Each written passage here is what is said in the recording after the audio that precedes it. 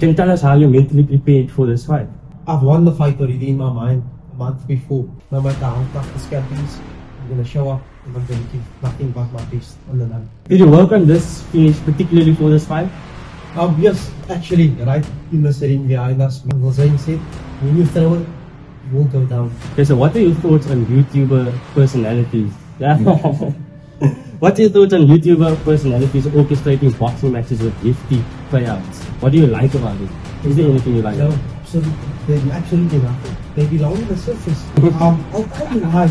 I'm going to show you a few pictures that I pulled out from Instagram and I'll ask you for more context. This picture, this was your first, your debut? Yeah, one of the best feelings that I've ever had in my life. Can you name 3 boxing movies in 5 seconds for me, please?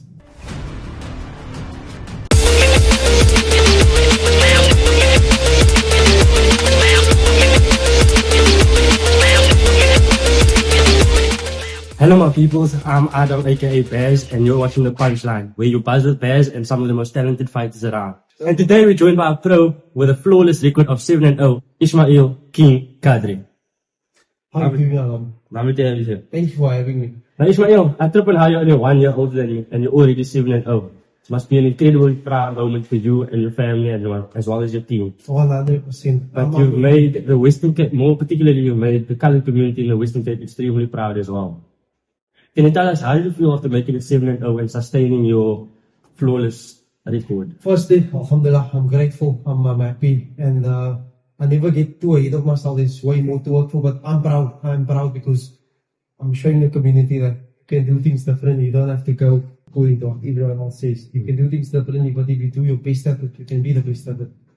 So you went to Johannesburg and achieved greatness on the biggest stage. Can you tell us how the training was going into this fight, and did you treat it any differently from your past fights? Well, to be honest with you, it was one of my toughest and most challenging camps. It was really, really challenging. But we made it through, and with hardship is ease. I told myself that no matter how tough this camp is, I'm going to show up and I'm going to give nothing but my best on the line.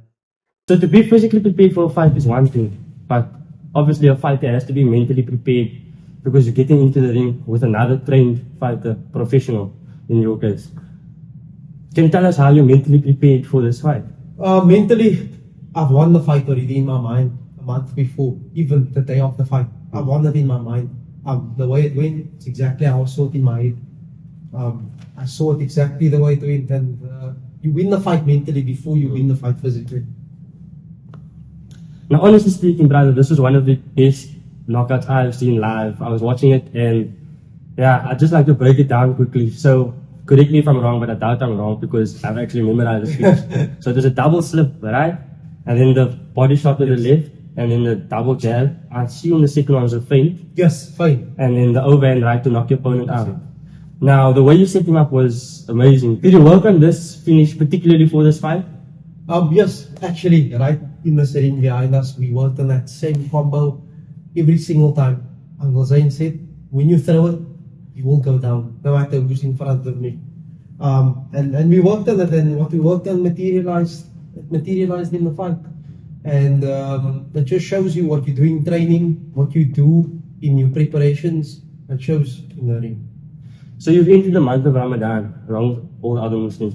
Can you tell us, how would you manage your boxing career and training with your religious and spiritual obligations in this holy month? So of course, this is the most important month for us. It's a month of sacrifice. So one thing I don't do is I don't compete, I don't fight. What I do still do is I still train as hard as I do. And yeah, that's that.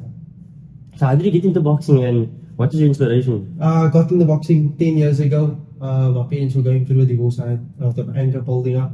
And I told myself, I was actually playing Fight Line. And I was enjoying that game through that. It was also in Ramadan that I started going to Logos, and it was through that I set my mind to this. I didn't see anyone else doing it. So I said, let me do something that no one else is doing, and let me be the best at that. I'm going to do that. And I told myself that at 14 years old, I said I'm going to do that, and I stuck to it. So how do you deal with setbacks in your personal life and remain focused on your training and your boxing career? You have to remember that the life is not perfect. You're gonna fall short. There's gonna be things that's not always gonna go away. Something's out of our control. And you need to accept that as a Muslim, as a believer, someone with faith. You need to accept that God has a greater plan for us, and sometimes we think something's good for us and it's bad. You have to remember that, and you just need to stay focused, because if you let something get in your way of where you're going every time, how are you going to reach your goal? So before you got into boxing, did you have any other aspirations or plans other than becoming a professional boxer? I had no idea what I was doing. Mine was set on boxing. Yeah, I was sick, and when I told people that, they would laugh. Mm. They would laugh. They say, "How can you? No one's done it. Mm. How can you be a professional? Let alone make the SA team. No one's done it in our community before." And that just shows you. I don't mean to be rude, but we come from a very narrow-minded community where if we don't see anyone else doing it, you think it's impossible. And then they bring that negativity down on you. That needs to end now. And I'm going to be there. I'm going to show that even in whatever you're going to do, you can do it if you believe. Never mind if it's boxing, it doesn't matter. If you believe you can, you can. Who for you was the most influential in your boxing career coming up? The most influential, as in a fighter, or As in a fight, yeah. a Manny Pacquiao, for sure. And in terms of your own career, who are the people who were the most influential? So many people, like even in amateurs, Coach Oscar was there for me through everything, and he brought me up and he taught me the basics of boxing. Uncle Zayn, that's currently a part of the journey. We going to the top together, and of course my other coach and manager, Mr. Colin Nathan, trainer of world champions, and everything is coming together nicely.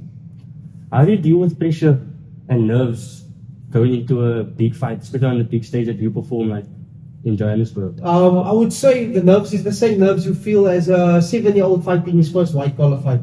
It's that same nerves. It's always going to be there. Without fighting on a big show, without fighting for a world title, that nerves remain the same, and you just have to learn to deal with that. What do you think sets you apart from other fighters in your division? For me personally, I think one thing that stood out for me during a fight is your head movement. I want to know, how do you work on your head movement to get it as good as it is? Get caught with shots and you realize you need to move your head so it doesn't happen again. But no, seriously, I never used to be someone that moved my head a lot. I've moved my head better, way better in other fights previously. But you just need to listen to your coach, and you don't want to get caught with shots. I mean, just like I can knock someone else out, same thing can happen to me. The thing is to minimize the risk. Okay, so what are your thoughts on YouTuber personalities? What are your thoughts on YouTuber personalities orchestrating boxing matches with hefty payouts? What do you feel is embarrassing about it, and what do you like about it? Is there anything you like? No, absolutely. Absolutely nothing. They belong in the circus. I'll tell you why. It makes me very upset and it makes me angry. I'll tell you exactly why. Because this isn't about just me. There's other up and coming professionals that love this. It's their career. They're not studying. This is what I do. And we have people like this that make a mockery of the sport. People die in that ring. People die in it. These people get paid millions to put on a circus. It's a funny act. And people are all falling for the tricks. They're all falling for it. The saddest thing of it all is we've got world champions within our country, within my camp in Joburg. People don't know about them, but people know about these clowns putting on the show. It's not right, and it needs to stop. But people need to recognize the real people. Yeah, obviously at the grassroots level, people are working extremely hard to want to be where those people are. So Ishmaeel, I'm going to show you a few pictures that I pulled out from Instagram and I'll ask you for more context. Yep. So, firstly, this picture. Yeah. Can you tell us a bit about all those trophies and stuff? That takes me back. Look at the Bieber hairstyle. That was, I think, 2017. The first time I made the SA team and competed. I won silver at the qualifiers.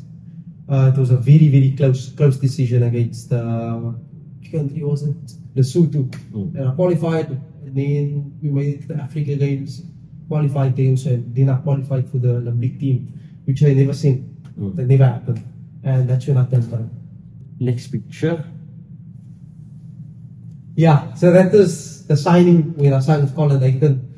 He's been someone I've always looked up to. As a fighter coming up, I always looked up to this man. He was the only one producing world champions within the country. Where I told myself, Colin's going to sign me one day. And he's been watching me since I was that age, 17. He's been watching me, and when the time was right, it was just before COVID. I signed the contract, and the plan was to fight that same year, but obviously there was the delay with COVID, 2 years of my career, and everyone's career. And then this picture.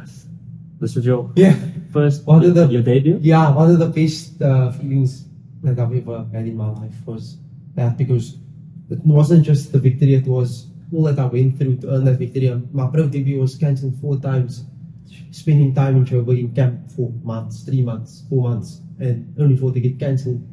You can imagine the amount of pain and tears I was in, and then when I finally got the opportunity to fight, and it was at home also, and you saw what happened. I put on the show, and I was just so happy and grateful.